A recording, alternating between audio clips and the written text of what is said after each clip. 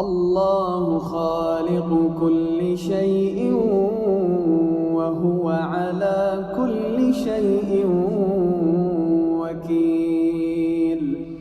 له مقاليد السماوات والأرض، والذين كفروا بآيات الله أولئك هم الخاسرون. قل أفغير الله تأمروني أعبد أيها الجاهلون؟ ولقد أوحي إليك وإلى الذين من قبلك لئن أشركت ليحبطن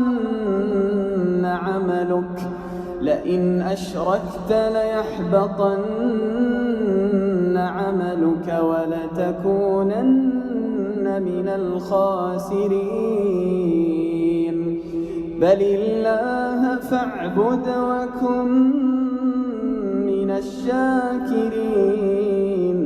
وما قدر الله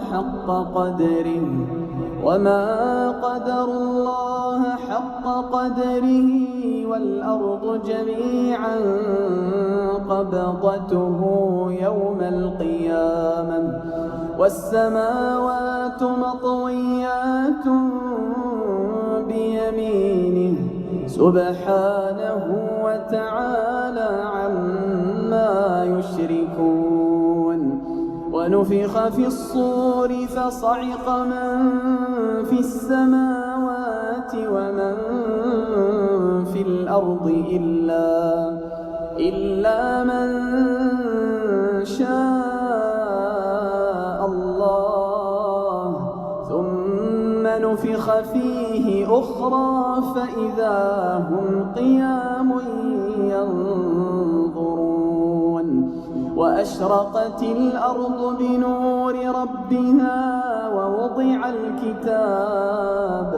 ووضع الكتاب وجيء بالنبيين والشهداء وقضي بينهم بالحق وهم لا يظلمون. ووفيت كل نفس ما عملت وهو أعلم بما يفعلون. وسيق الذين كفروا إلى جهنم زمرا حتى إذا جاءوها فتحت أبوابها وقال لهم خزنتها ألم يأتكم رسل منكم يتلون عليكم آيات ربكم وينذرونكم لقاء يومكم هذا؟ قالوا بلى ولكن حقت كلمة العذاب على الكافرين. قيل ادخلوا أبواب جهنم خالدين فيها فبئس مثوى المتكبرين. وسيق الذين اتقوا ربهم إلى الجنة زمرا حتى إذا جاءوها وفتحت أبوابها وقال لهم خزنتها سلام عليكم طبتم فادخلوها خالدين. وقالوا الحمد لله الذي صدقنا وعده وأورثنا الأرض نتبوأ من الجنة حيث نشاء فنعم أجر العاملين.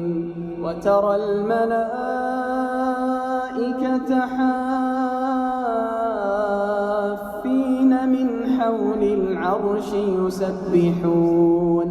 يسبحون بحمد ربهم وقضي بينهم بالحق وقيل الحمد لله رب العالمين.